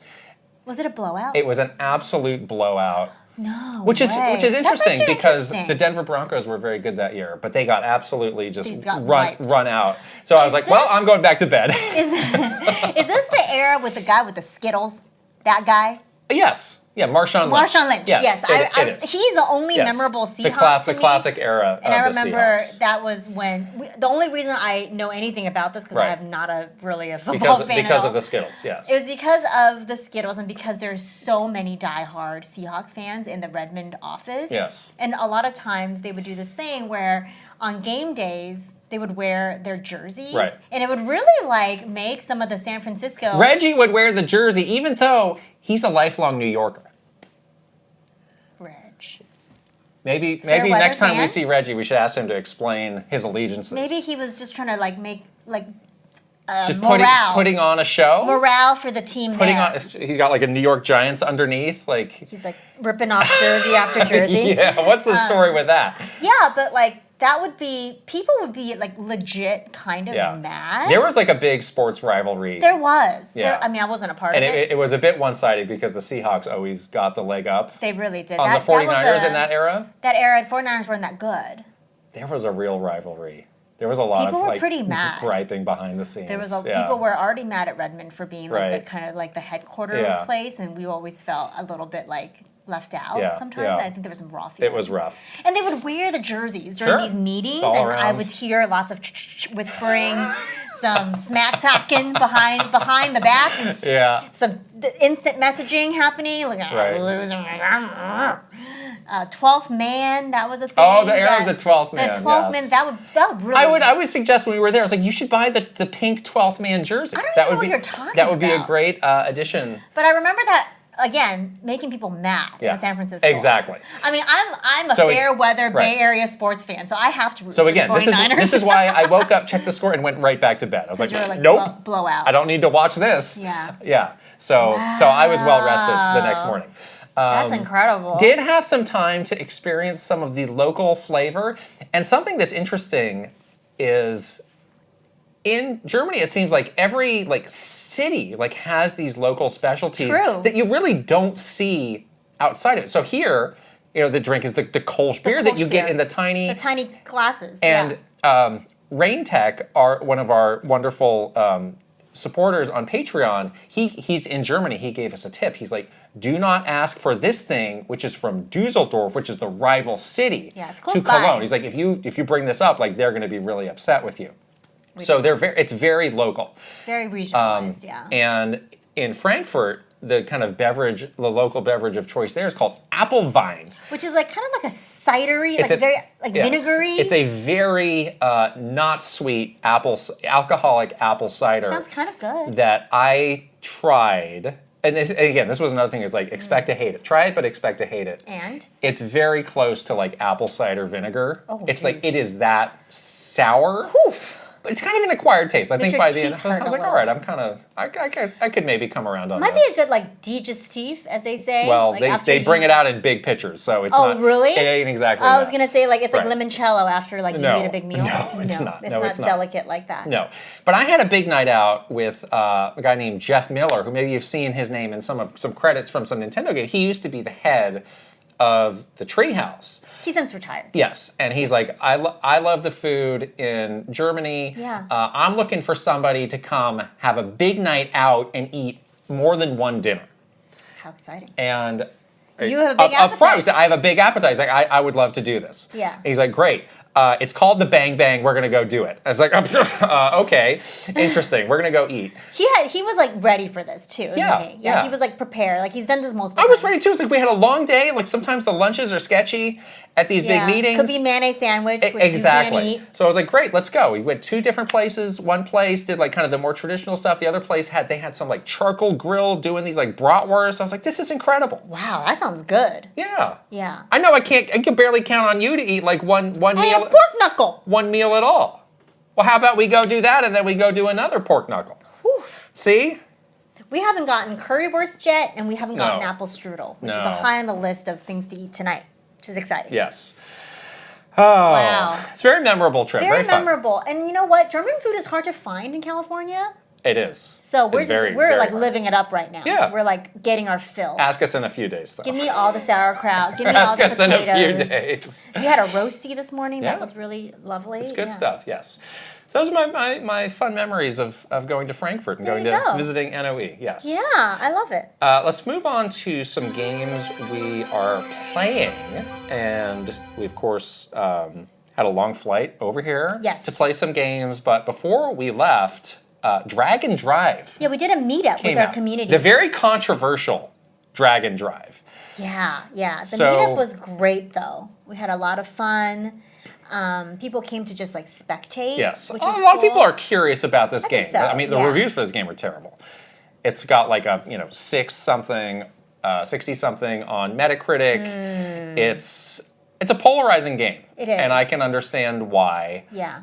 I lean towards kind of liking it, Yeah, and we discovered. but I know and understand why a lot of people would not. Yeah, and I think we came to an understanding of why you like it is because you inherently like basketball. I do, yes. You really, I'm a love fan of basketball, watching. yes. I mean, obviously, you love watching. We already know this. Like, you love the Warriors. Yes. You watch basketball. You like to play basketball, Yes. whatever. So I think you just like that it's a basketball game, Yes. and I am not like. I mean, I'll watch a Warriors game. It's always fun to go to the game, but I'm not like a basketball fan or anything like that. So. Just based on like the controls and the game itself, the look of it, the feel of it, like I really did not Right. like it. The controls very much. they have a very steep learning curve. Very steep. And I it- had a hard time with it. We spent yeah. a lot of time both like experimenting on the surfaces that we were Yes. playing on. You found leg meat was the best one. Yes. The ideal way that I have found Bear skin. is thigh meat. Bear Yes. thigh meat. So it's like it's been warm. We're wearing shorts. You just kind of pull it up a Pull up little your bit. shorts yes. and get going. Go into the comfort of your game room and hike up your shorts a little bit, and you can play it on the thigh meat. And that because it's easy to get bad inputs if you're playing on a different surface. yeah, You need yeah. to get It's smooth. you need the correct inputs for those Yeah. dual mouses. Otherwise, you're not going to be able to do the thing do the you need, maneuvers. and it's going to be frustrating. Be like, That was what I happened to can't me. do what I want. So Yeah, I was doing like coffee table. what are all the ways that you tried? I tried just table, wooden table. Okay. Smooth wooden table. Yeah. I tried it. I had this little pad. It's not a mouse pad, but I use it for like crafting. So it's kind of like a little bit more. What is that made of? It's like a little bit like has a little give to it. So it's kind of like a mouse pad. A little bit like a Yeah. mouse pad, yeah. Tried it with that. That was a little bit better. I tried it on my smooth leather couch. That wasn't very good. I did try it on my thigh, not bear skin, but I was wearing like leggings, and Yeah. it was not like it wasn't like it was getting caught Did up that in work fabric. well? No. No. None of it really worked for me. Maybe it's like a user error or something, but I had a really hard time with the controls. Yeah, I feel like if you had like a big mouse pad, like I don't, right. like I feel like that would be okay. Yeah. I just felt like the also the motion was really awkward. Like it just. Oh. Yeah, you were like, I don't know how to hold this. I was like, where are you putting your thumb? Because like, there are tell times me. where you do need to press buttons also to do And stuff. I just never felt like I had a good grip on it. Then I was like, I'm gonna put all the wrist straps on. I'll do all the things. Yeah. Like usually I always ignore their like Right. little wrist strap, wear your wrist strap notifications. But this time I was like, no, I'll do it. I'll put the little thing, the little like rubber thing on there. I tried it so many ways, and then I just gave up. And during our meetup, I became the spectator, the camera operator. You were the camera person. And then I was like, basically, showing the games that you guys are playing. But I can see the appeal of playing with people like all together, like we did. Yeah, it was fun. Because that was really fun. It was fun. It was very fun. And it was like exciting. Yeah. Like it was actually like exciting to watch it's the a matches. solid competitive. Like we had a lot of ones like went down to the last shot and they would do like the slow mo. Slow-mo. Like, oh, is it going in? Yeah, I don't is it gonna be like air or like people were hitting threes and getting excited and doing tricks. There was like there was definitely this competitive like edge to it, which was really fun. And you were actually really good at this game. So people were like, I mean, it was like a tight competition between the two teams. Yes. And it was fun, like legit, really fun to watch. So yeah, the trick of finding the right surface, I think, is so key because I tried a lot of other things. So I tried with a couch pillow in my lap, and that was okay, but not good enough. Yeah. I had also one of those, like, from the pandemic, one of those, like, lap desk things. Okay. Oh, and that's good. That was terrible, actually. The inputs were not right, and it was so loud. So, like, clacking away. I was going to say, during the meetup, I did hear everybody using their mouse on their desk. I was really surprised at how bad that was. Yeah. So you just need to experiment with some surfaces. Yeah. And in the, like, again, I was getting, like, I had, like, ouchies on my leg from after an hour of Dragon chafing? Drive. I was like, I need to stop. You're going to get, like, chafe. Yes. You need to put like some baby oil. Right. So I don't know. Like I don't think they put out any like tips of like here's what we recommend. Probably don't want to because they don't want you to feel like. Well, they don't want to do anything. Well, they don't. Right. They don't want it to feel like these controls that are, some of the more unique things about Switch 2 is not as slick, as. I don't know. I mean, it's a mouse. You need something for a mouse. Yeah. The content of this game is very thin, though. Like you're doing the matches. There is kind of this online focused mode where you're in a big stadium, and it'll match you up. But there's other things that you can do kind of on the side. Yeah, if you want. Have little mini games that are not very fun. Yeah, that was actually a complaint that I had with the online experience. Was like you do end up waiting a long time between games, and every now and then they'll make you do a mini game, and I don't really like the mini game, so it's like let me just go because when we were doing the friend matches, it was like boom, boom, boom, right into the next match. That's why I think that is really there was the very only little mode. depth. I was like, this is a lot better than playing random people. That's the only mode that's good. Yeah, is really get together with 6 of your friends or whatever it is, so you can do like 3 on 3. Yeah. Like that really is the only way this thing is fun. Right. If you can figure out the controls. There is like an offline single player thing, but you're just doing matches. Yeah. I think the CPU sucks. They don't pass. They don't pass you the ball. They make dumb things. They do dumb things. Yeah. I was getting they're not tuned very well. I was getting really frustrated with my 2 other teammates. Right? It would be better if it like, in some sports games, like, all right, you pass the ball to this character, now you control that character. Yes. I think that would have been better versus like me clapping under the. Do like the I'm clap. open. I do like to clap. I'm open, and then them just like losing the ball or something. Yeah, exactly. You're like, I'm totally open. Yeah, that was kind of annoying. Yeah. Because that was fun too, where there's like you can actually because we were playing on a big group. Well, you guys were playing on a big group, and you can communicate. You can literally say in the big the big like meetup that we had. You're like, I'm open, and someone will pass you the ball. Right. So but that's also kind of a challenge in playing randoms online as well. Exactly. It's like you can't communicate. You could be with some ball hog who's just like I'm just going to shoot it every time. Fun. It's not. It's not fun. It's a team sport. So you do. You need like people you know. Exactly. Yeah, your signature move, right at the beginning of the game, breakaway twos. Well, they just drop the ball. It's like somebody's got to go get it. So it's Every like time, if I can though. get there fast enough and just weave You were around. fast. So I think- Breakaway twos. So I think some other kind of like things that are tricky about this game is like playing defense is still kind of a mystery. Because you can't turn fast No, enough. if somebody's coming at you fast, There's no way it's to- hard for you to match that. Yeah. And you have no lateral movement either. That's right. You can because either you're on turn or wheels. turn, yeah. So like also like they said like, oh well get the big guy because he's good at getting rebounds. It's like, well, a lot of times you just have to hope that the ball comes to you because if Yeah. it's over there, it's like you have no way of getting. Yeah. Over You there. do like the big guy. Well, I like the big guy because the defense that seems to work is just running into people. Well, that's how you're supposed to get the ball. So if you're They the teach you that. if you're the big guy, at least you can do that. And he has like big hands, so you can like Giant put the hands. hands out and like try and grab the ball or something. Yeah. But the other like, I feel like there's some higher level of defense that most people are not going to be don't able think to they're get. ever gonna But do that speaks. So this is a wheelchair basketball game. Yes, it is. I think have. Refuse to acknowledge. Well, I think they've done a really good job of adapting what it would be like to play wheelchair basketball. Yeah, which is a real sport. To a game. And I think those are like real limitations of like, how do I play defense? How do I move to get a rebound? What is your maneuverability? So it's like, yeah, there's a reason these are challenging to do because you have translated wheelchair basketball, but they refuse to acknowledge that that's what it is. Yes, it's very strange. It's the sport of the future, and you're in a vehicle. So they've Okay. got this thing going where it's like, oh, the people won't think that's a wheelchair if we don't say it is. But again, like if you ask anybody on the street, like, who is this character? They'd be like, well, that's somebody in a wheelchair. Exactly. And Playing that's- basketball. I think that's Yeah. a strange thing that they've done. do. Apparently, they've only done that in In the NOA, NOA market. Yeah, because on the sites for all Right. the other regions, Some people it pointed does- that it out. Like does it's say, actually in these other regions they do mention. NOA, what's going on They there? do mention that. It could be like they don't want to. They might think that like limits their audience. Maybe. There's all these conversations that you can get sucked into with stuff like that. Unfortunately, It's that true. they probably don't want to Sure. deal with. So like whatever. But again, like I think that's what this experience is, Yeah, and it is. I think it's very true because we were talking about this. Like, there's some scenario they could have made it like, well, you're a robot. You're a guy. You're a robot guy with wheels. Yeah. And now you've got a jetpack, and you can do all these other things. You can do the maneuverability. That might give you more maneuverability, But but it no. isn't. You are No, they changed- a person in a wheelchair. Yes, they chose to keep it pretty similar to that, with the exception of you can go off a ramp and do a 20-foot dunk. Well, you can go off a ramp in a wheelchair too. You can do that? I think so. I mean, I don't know if I'd want to do a have to 20-foot be dunk. really but good at it.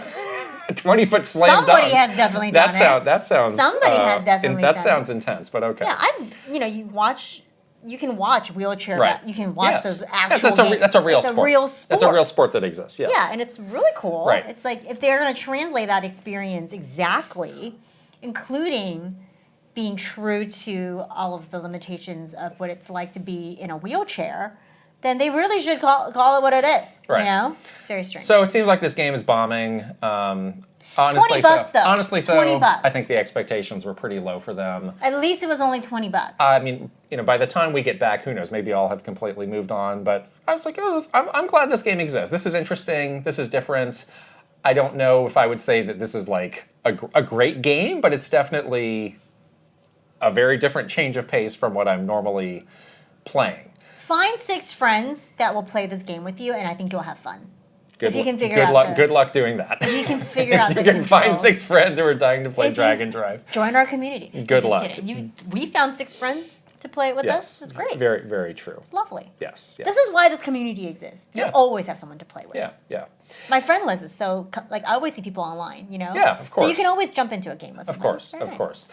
On the plane, I started Tiny Bookshop. It's a game you've been playing. I played it for a long long time on before, that plane. Before then, And Right. on the plane, I played it for a long time before that, and then on the plane, I played it for a long time because that's a good plane game. yes, I finally experienced a critical amount of FOMO, and was like, I gotta check this. I gotta check this out, and I did.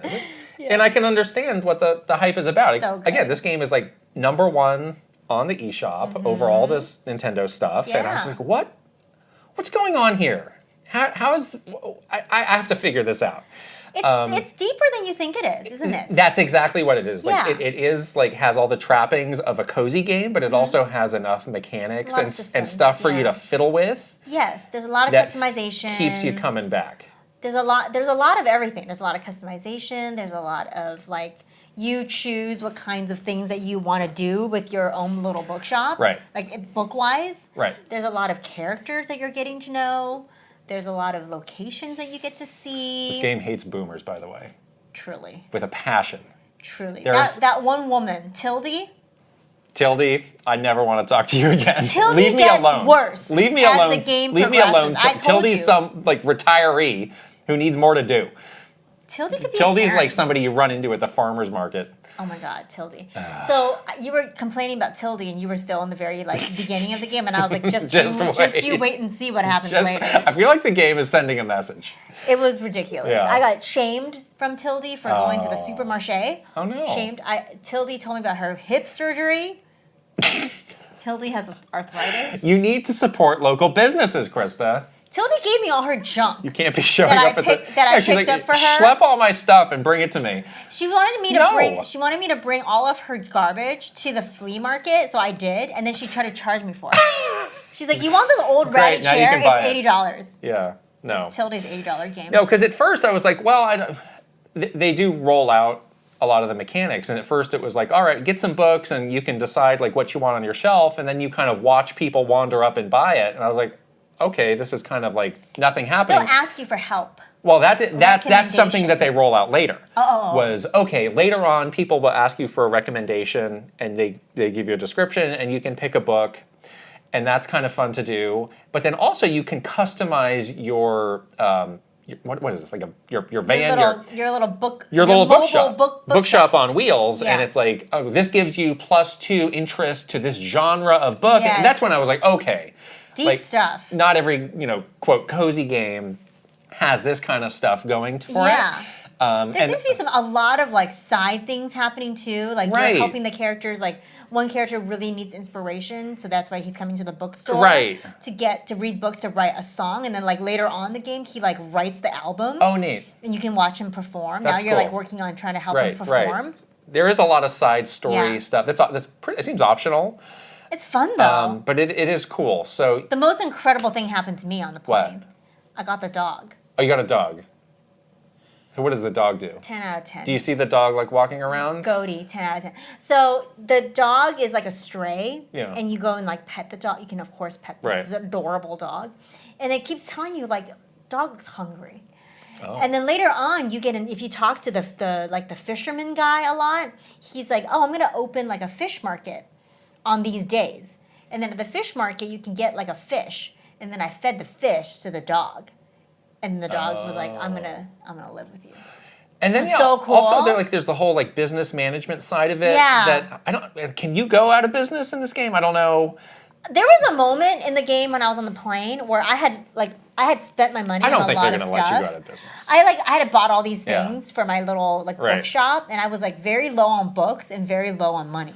And I was like, oh no. Because you do have to replenish your books. Yeah. And so I had, you can either buy it from The newspaper. a proper place, or there's be people who are like, I'm moving out. Here's a random box of books. But then for a long time I wasn't getting the free books. Oh, no. Everything was $45, and I didn't have $45. And I was very low on I had no more fantasy books left. I had no more Your van life dream is plummeting before your eyes. I was like, oh my God, am I going out of business? Hashtag van life. But then I was able to go to a location where I sold a lot of one genre, and I made my good. money back. Oh, and good. then I went and bought more. Good. And yeah, and you can go to all these different locations, and it seems based on the location, there's different interest. Because if you go to the Yes. beach, they're well, a lot of families go here, so there's kids children's who want books. kids books. Yeah, I unlocked the university, and they all want Oh. textbooks. So you just fill your shelf with the Interesting. biographies and stuff like that, the info. Yeah. Classics. So there's a lot of systems at play. Yeah. That I thought were very. I was like, this is. It's good. This game's legit good. Is there an end to this game? Probably not. You just keep playing forever? I mean, maybe there's a conclusion to the story, and then you can just keep doing it. If you, I don't know. Okay, the story's pretty good. We got to keep going. I'm in a different season now too. I've went. Oh, you're right. Yes, the I went seasons through do all change. of summer. Now I'm in fall. That's What why happens? this- What happens when it rains? That's yet to happen to me. Is there just fewer people out? Slightly fewer people, and the dog wears a cute sweater. Oh. And people have umbrellas. It's so cute. So I have cute. seen some people souring on cozy games. There was one video that I saw. I forget who it was from that had a very provocative. Title? It was cozy games are shovelware for women. Some, but Do you have thoughts on this? I feel like it's like, why are you playing this game? Like sometimes Right. I do like a game that's like complete trash. Sure. Because it's just mindless. It's like watching mindless TV. But You it's know what I mean? but it goes like that thing I was the predatory coziness. You mean like the you know? like they're basically like Weaponized. Yes. It's a very cynical take. But I feel like that is what they realize, that some of these cozy games, because they become like these like comfort games, they don't actually need to make it good. Right. And they don't need to make it, like deep. It's just become like an endless like to-do list. Yeah. I kind of agree with that Yeah. for some of the games. Yeah. This one is not that though. Not at all. This is not that. This game's legit. This gets a thumbs up. It's really good. Yeah, really good stuff. It's truly good. We also checked out this other indie game called Mind Over Magnet, which we didn't realize this, but after we started playing and talking about it on our Discord, a lot of people are like, "Oh, this is made by this guy. I think his name is Mark Brown, who is a YouTuber himself, and he actually made this game. Yeah. And he also documented. He like made this whole series of videos So of him cool. making. I haven't had a chance to watch. I want to watch those because this game is really interesting. It's sort of a 2D. You got it too. It's sort of a 2D puzzle platformer where he plays this little robot friend, and he has a magnet friend. And you are working together Yeah. to solve these puzzles. It's typically like confined to a room, and it's like get out of this room. Yeah. And you have, every level is a different room with different puzzles for you to Yes. try and get out of. And the mechanics are simple, but they're very cool. The game explains the logic of everything pretty clearly. Yes. Of like, this is what the magnet is attracted to. These are things that you can and can't do. Like, if you do this, you'll get squished. So that helps just understand the rules of the world, which I like. This game's a little hard. We both were so dumb on the plane. But there are some things that I like. So you can get a hint. You can skip it. And the game has a timer. So it's like after you've waited this long, you've given the level an honest shot, then you can skip the level. Yeah. And I think it's like maybe 5 minutes or something. So Yeah. you do need to like try Think through. versus like immediately like nope, Skip. you can't do Yeah. that. You can't Yeah. do that. You So have to think about it. I think it's a thoughtful approach to think so, too. the difficulty Because it is quite hard. yeah, some of nobody them. wants to get stuck and be like, well, I guess this is as far as I'm going, or oh, now I have to bother to look it up and feel like a bozo. It's like, no, we'll give you some tools to kind of manage your way through it. That said, there were a number that we both were getting kind of stumped on. We were pretty dumb. At least I can fall back and say, like, I'm always bad at these games. I don't know what your excuse is. I don't know. My brain was like not working. Well, we're on the plane. It's a long flight, okay? Like, You saw me like literally struggling, and you're like, "You can stop. I won't think less I think of you should stop. Yeah. And then I did take a little break Yeah. to play something else because Right. I think my brain was getting Right. So I think fried. maybe our perception of the difficulty is due to the fact that we were on a 11-hour 10-hour flight. flight and had Yeah, it was slept. probably like 4 a.m. our time, like Yeah, and I was grinding like- out these puzzles. Like, I don't know. I was like slow blinking at my Switch. But I think this game's great. This game So has a good. lot of It's adorable. The little magnet friend is so cute. yeah. There's a lot like the madness. characters are great. The attention to detail, like the animation, the sound effects. It's all like really Really well done. really well done. So good. I think that's a cool game. And then last game, I did finish on the flight Teenage Mutant Ninja Turtles Yeah. Tactical Takedown. I know. I kept asking you if you wanted to watch K-pop Demon Hunters, and you No. were like, "No, I need to finish this game." And then you did. You beat it on the plane. I did all those things. We watched the movie, which I liked. I did like did K-pop really like Demon Hunters. It was fun. It was really good. I got into a really good rhythm with Tactical Takedown. Yeah. Where remember I was saying when I started the game, I was like, it's kind of hard. And I then found it got easier. I found it getting easier, and I was like, I think No, I'm getting. you got better. I think I'm getting better. Yeah. It's not that the levels are easier. I think I'm getting better. That's the best part of these Yeah. strategy games because then you Right. like learn the mechanics and the systems and like the strategy. Right. And then like that's how you feel towards the end of Fire Exactly. Emblem games where you're like, oh no, I'm good at this Yeah. now. So You're doing great. I really like this game. You were like high up on the GOTY list already. Yeah, I think this could absolutely show up on my top 10 list Yeah. for the year. Right. The only criticism is something I was mentioning when we talked about this last week, which was, I wonder if later on there will be stages where you're playing as more than one of the turtles At a time. and there Yeah. really is not. Every level you are focusing on one. Do you get to choose or no? They choose no, for you. no, every stage is Okay. it's set. But again, you can customize the moves, so you might be able to say like, well, I like Michelangelo, so I'm going to customize Donatello to play more like Michelangelo. I thought maybe not, because of like, well, he has a long weapon so he can attack further. I didn't really bother with the customization because I was like, I actually like the default way layouts that they did it, for all these characters. There is a fun secret near the end that I don't even want to tease it because it's just a fun little surprise. Okay. In terms of characters that I was like, oh, that's nice. That's a nice touch. So another game gets a big thumbs up. Big thumbs up. Yeah, yeah. It was a cool like kind of discovery / surprise for you. Yeah. You really weren't thinking like, I'm gonna play this game all the way through, or I didn't know. Again, I'd only played that demo. I was like, this game has some promise, but it's a little rough. And then it just, and then it totally hit. Say, we got so many good Ninja Turtle games over the years. I know. There was this. There was the Hades. What's the Hades? What's that one called? I don't remember. I forget. Yeah, there was. Oops.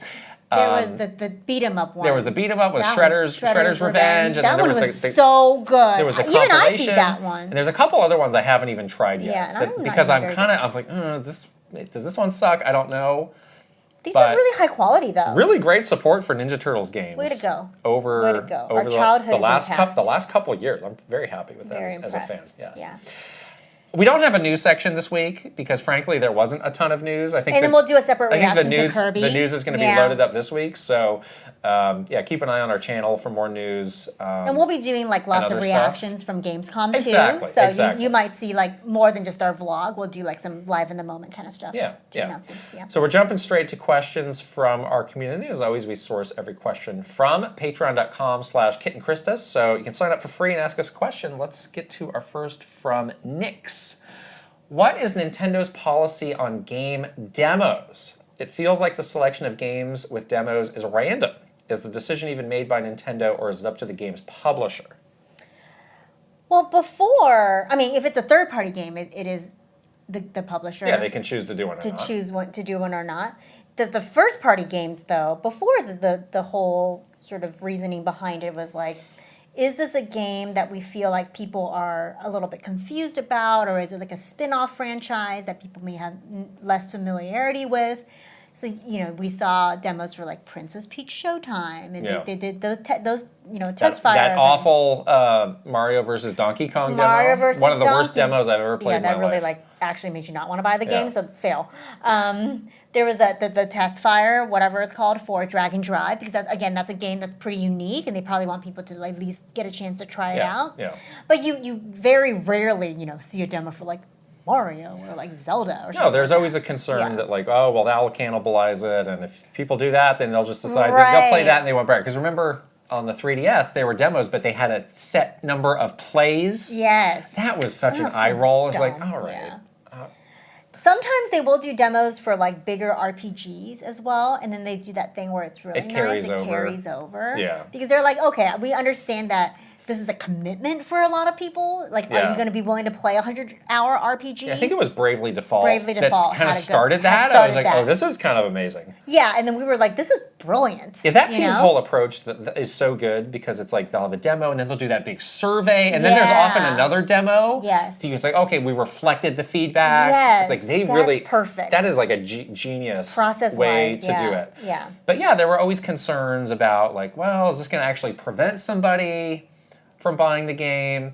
There's also the fact that like a lot of times the team just doesn't have the time to build a demo into their schedule. True. Because a demo is something that also has to go through like QA, through the lot check process. It is kind of its own distinct piece of software. You can't just be like, well, we're just going to lop this off and release it. And before, there will be more opportunity for demos because they used to do E3. Right, but even then, like those were like, there was somebody standing there making sure you were not going into some like area. oh now I'm in the dev mode. But they can usually translate that into some that's kind of much demo easier for them to by do. locking it down. Right. But now they don't do those anymore. They don't have to worry about like data mining. Like there's always concerns about totally right because like an E3 demo, it's like whatever. Like nobody's going to be getting into the back end. Like they don't have this code, so it's like we can very easily make something that's functional for that versus like giving it to the public is a whole other can of worms that is a lot more complicated. So I can understand why some teams are just like, we can't do it. We can't do it. But I will say that it's kind of been hit or miss with these demos. Like to your point, sometimes the demos like are so bad. They Right. make you actually not want to buy the game. Like that, I think that Mario and Donkey Kong one was terrible. The Princess Peach one was also not super that one great. made me not want to buy the game, so. Yeah, but I mean, we've had the opposite. Like, again, we just mentioned all the, the HD2D stuff. I right, remember those the are great. Final Fantasy 16 demo. We That was both great. came out of that very positive. Metaphor Refantasio had a great demo. It was like a really long demo, 10-hour too. demo. Right. I actually played that entire demo, but I didn't. Yeah, that was a great taste. I wanted to play that game, but I just ran out of time. I'm hoping that would come to Switch. Yeah, that was a great sometime. taste of what that game was. So, Yeah. I mean, it's just like all these things. Like, you have to really think this through. Of like, Right. what are you trying to accomplish? You know, Like, what is the experience that you want people to take away that will entice Exactly. them to say, like, yes like to what this is game? what is the right chunk of this game? Exactly. 'Cause a lot of times it's like, well, you start at the beginning. It's kind of boring in the beginning. Maybe that's just a fat load of tutorials. And that's what happened with the Mario and then Donkey Kong one. And then that just sucks. Because it was like really boring. It was like 15 Right. minutes of tutorial, and you're Right. like, I didn't need this. Yeah. Jump me to a more we don't want to interesting spoil level. people on this remake of a 15-year-old puzzle game Yeah, that was featuring a definitely- toy Mario. Yeah, Yeah, that we was wouldn't want to. We definitely wouldn't one. want to do that. Yeah. Next question's from Tinman. After listening to the last episode, I wanted to ask, what is your favorite and least favorite E3 experience? Is there a memory, highlight, or travel story that sticks out as particularly great or awful? Thank you. My favorite E3 was Super Booth. Really? Just because Interesting. we did so many fun things with the developers. Yeah. I'll never forget that thing where we ran around with the Splatoon hats on Yeah.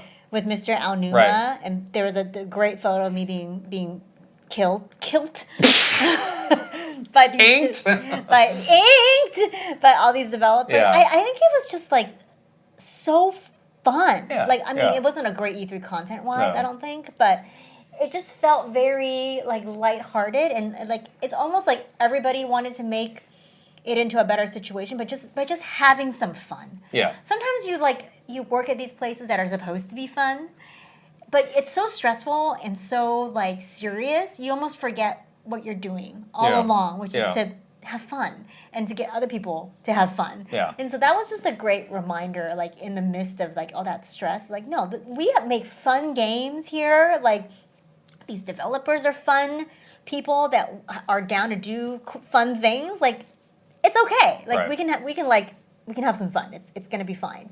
So that one's definitely my favorite one. That was 2013, 2013, I I think. think, yeah. Yeah. I loved it. Huh. We all just like collectively turned the corner. We're like, forget this. All right. We're just gonna have some fun. That's not the one I would have guessed as your favorite, but okay. Yeah. Yeah, I did for a while keep track in my mind of like Yeah. how many good E3s versus bad E3s, because there Right. very rarely was an in the middle E3. It's either like It was either like, no, great or this was really terrible. great, or this Yeah. was really awful. I think we've talked about the 2015 one being terrible enough. that one is definitely Yeah. my terrible Yeah. one, the worst one ever. And then, but the year after that was the Zelda booth one, which was amazing. Yeah. Which was like such a it's kind of a gamble because it was just one game. And it was like, well, Remember how peaceful the booth was? yeah, the booth was amazing. had so much That fun. was like one of Don James' greatest Like moments. masterpiece. Yeah.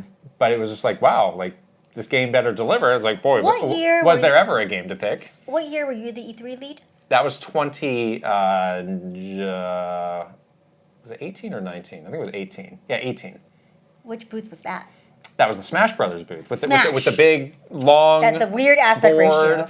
And Yes. and the punching bag.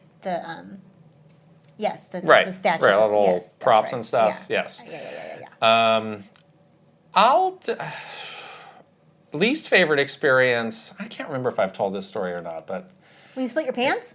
no, no, we've definitely told You've that. not come, you have an experience worse than splitting your pants. Much worse, actually. Oh, wow. This was my very first E3 a long, long time ago when I was working at the agency, and you were kind of at the mercy of like whoever you got matched up with. I was like, all right, you're going to be stuck with this company.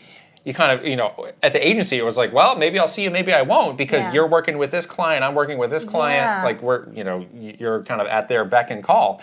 And this was a smaller, kind of mid-sized PC publisher called Dreamcatcher. They're not around anymore. Their claim to fame was they did the first Painkiller game, which was Okay. a pretty moderate hit on a first-person shooter.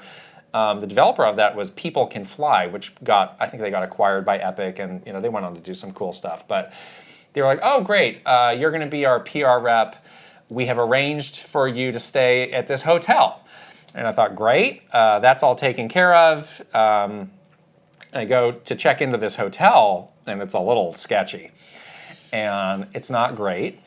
I check into the room, and there was, like, on the desk, like, a set of women's underwear, like, on the thing. No. And I was like, okay, this is off to a strange start. So I had somebody come and retrieve that. And then I remember this was, the E3 would always line up with the basketball finals or the playoffs. And I remember there was a game with the Lakers were on, the local team, the Lakers, and I had some downtime and I was watching that game in my room. And at that moment, there was a loud banging on my door. And this guy was shouting, "Get your clothes on and get out of there." I was fully clothed at the time, mind you. I was watching a basketball game. You're not playing drag and there was drive no, on your there was no thigh. legs. Yeah, I was not playing a game. Do you think on thigh he meat. was talking to the woman that left the underwear? I don't know, but I was spooked and I just zipped it. And this guy he did it again. "Get your clothes on and get out of there." Am I about to die? Is this door about to get kicked in? And then he left? I don't know. He eventually left. But that was a real, like, I think he was looking for the woman. in this flea bag. And she didn't have her clothes because she left her underwear She left them in there. Oh my gosh. I don't know. Maybe that's why. There was somebody else from my agency who got also booked at that, and she's just like immediately checked out. She was like, forget it. She's like, I'm not doing this. Did you check out too? No, I didn't. I was like, well, this is my first time. I was like, well, I'm here to do this, and they got this, so this is what I got. It's like, this sucks, but what am I gonna do? Oh my gosh. Oh, that's very bad. Yeah. That's I very bad. wonder if that hotel's still around. I should look into it. That's very bad. Really sketchy. That's scary. See, this is why, like, when, you know, the Nintendo E3, so I was like, wow, this is like luxe. Like, this is, like, everything is, and you're like, it's not so good, I don't like this. It's like, you don't know what it's like. I don't. You always told me that I was in an ivory tower. You got your head in the clouds in the ivory tower just looking down on all of us. Nothing's good enough. Well, let me tell you, it's a lot better than that. Sorry. Near-death experience in downtown LA. It's not my fault. I never had to share a room. That was so good. I had to do that also. I don't want to do that. I had to do that. Nope, I don't care. A couple years. I'm not going to be doing that. That was during my Namco years. Yeah, I know. And that was with our good friend, our mutual friend, Nick. Yeah, Nick is great. Who That's actually a good roommate. I'm actually very friendly with, even to this day. Fine. And that was not strange. We were talking about that recently, of like the practice of sharing rooms on business trips. In it's this like, day and age, this feels like a lawsuit, waiting to happen. Someone looked at me funny. Right. I was uncomfortable. Exactly. Anything could happen. Exactly. Anything could happen. Exactly. The only time I sort of shared a room, this was actually really fun. We were at San Diego Comic-Con. And Stephanie and I were in the suite that had like adjoining rooms. Right. So there was doors and stuff like that. But she Yeah. was in one side and I was in the other side. Right. But we shared like a fun like living room. That's nice. And we had a great time. Right. We had it was like a sleepover. It Yeah. was so much fun. That's good. Yeah, That's but we had our own like sleeping areas and bathrooms and stuff like that. So it was great. Yeah. Wow. In the top floor of that JW Marriott, looking out. Well, good for you. You've had nothing That but is just truly the nothing ivory but tower. first class experiences. First class all the way. And then there's my life. Great. Wow. Wow. I think that's gonna just about do it for the Q&A today. Right. Before we hit the streets of old Cologne here. I gotta edit this video and get it out, and Yeah. then we're gonna go have another wonderful That's right. German food dinner. I think. Right. We've also realized that more people are in town. We're running into people left and right. It's been fun. It's been nice, It's been really fun. And then one of our good friends that also used to work with us at Nintendo just called us and was like, "Wait, are you guys at Gamescom? I'm here too. Yes, we are. Let's go hang out." So Yes, we are. we're very excited Yes. about meeting up with people. Yes. Yeah. But don't forget to check us out at patreon.com/KitandKrysta, where for just a few dollars a month, you can get all this exclusive bonus content. People are loving our Donkey Kong Bonanza spoiler cast. gosh. That's It's a big one. That's going down as one of our most popular spoiler casts ever. Oh, which is great. Exciting. To see, since that's not a typical kind of game for a spoiler cast. We but did a check great it out. on the spot behind the scenes today. Yeah. In the streets of Cologne. That's right. So we got Some local flavor. Tons of stuff. And that stuff you're only getting. That's right. We also did recently Super Mario World gameplay video. Yeah. That's like also exclusive on Patreon. If you need 6 friends to play I Dragon don't think you Dragon. realized my 2D Mario play style fully. I've seen you play, but it's been a while. You're a My maniac. manic. I didn't like it. And then you made me manic. It's. I got manic towards the end. I'm not a I was like, speedrunner, but I kind of play like a speedrunner. The way Mario's just like Mario can't sit still. Mario can't sit Yeah, still. he's got the Mario is jitters, moving yeah. around and Yeah. ducking and jumping. That's just and, how I play Oof. these games. I love I it. was like, ugh, I don't like this. And then I watched you. It was like molasses. Like, I'm like standing there. yes. Anyhow, lots of Check us out. exclusive stuff. We're on the socials. We are on Twitter, Instagram, TikTok, Facebook, YouTube, Blue Sky, and Threads. And if you're watching this on YouTube, you can please subscribe, give this video a thumbs up, and leave us a comment. If you're listening on audio, you can also subscribe, give the podcast a 5-star rating, and leave a written review if you please. Yes. Do you know what our ratings are on these You don't know if a clue. know. You don't know? What is it? Why don't you guess? It's out of 5. It's always out of 5. 4.6. Oh, it's much better than that. Oh my god. On Apple, I think we're a 4.8, but on Spotify, we're a 4.9. So shout out to the Spotify people. Yeah. Keeping it real. Keeping it real. Yes. Yes, you're the true G's. Yes. The Spotify people. Okay. Let's shout out some wonderful Patreon subscribers, starting with Final Boss Aaron. We don't have his picture with us. You don't travel with it? I should keep it. A with me travel at all travel times. edition, A travel like size. like a mini travel Like size. a little wallet size Yeah, Aaron yeah. Hash. I would You love a could wallet sit size. it, when you go to dinner, Oh you yeah, could you set can just that put there. it on your nightstand. Yeah. Blow him a kiss every night. Exactly. That's the least you can do. That's the least I can do. Yeah. All right, superstars. Ben Eichhorn, Mario Mayhem. Iconverse, Kiss My Flapjack. Mike Chin, Roy Eschke. Switching It Up _ VGM Life. Link, the hero of wins. Angela Bycroft. Thomas O'Rourke, Kyle LaBeouf. Roberto Nieves, Frederick Ulf Conradson. Andrew Uhas, Chili. Simon, Crushuri. Master Discord, Ash. Ajay Kunlas, 40 Gig. Travis Torline, Echo Ledare. That's So Linnell, MSM Poke Gamer. Cameron, R. Burns. Agami, Kit 10K. Adrian, And Nathan Clover. hooray! I'm putting the laptop in my need lap. to- yes, 'cause I can't We've had see too that many far. embarrassing flubs. You can't see. Good. I can't see. Too many words. You have to start. All right. this way. Aaron Burgundy. Add Cool 2000. Aldo. Ellie Alejandro. Alejandro Orozco Borrego. That's why. Andy Robinson. Angel Aid.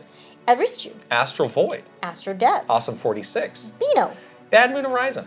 Barnstorm. Bates. Berserker. Big and Gamer with a Y. Biscuit. Bob Clayfin. Brandon Kavapel. Brent Dennison. Brian Decker. Brovac Novak. Brewstash. Bucky Flores. Call Sign Forte. Cashew. Shadir. Chelly Squirrel. Chicken. Chris Fisher. Crispy Saurus. And Christina.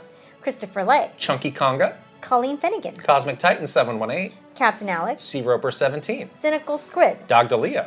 Dallas E. Daniel S. Dachshund. Debbie P. Doinko. Dre. Dude Dad Life. Eccentric Tony. Elite Peach. Espars 50. Furbound. Fernie and Jess Forever. Fox the Poi. Gamer Likes Anime. Eccentric Tony. No. No. Garth the Wolf. Gartooth. Journey. Gin Wolf. Guilty Phoenix 42. Handheld Gamer. I may have made a mistake. Iris Merritt.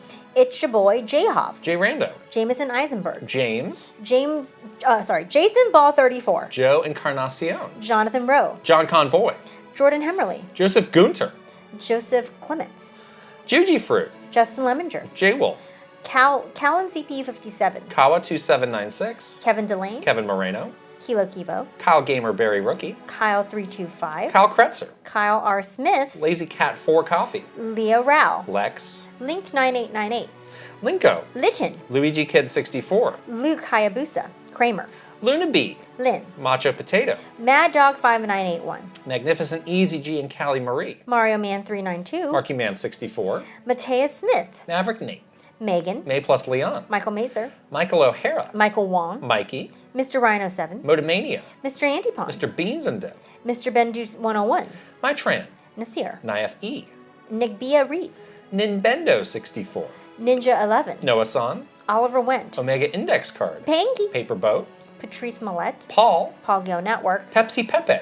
Poke Digifan 20. Prime Factor. Prince Charmless. Punky. Raintech.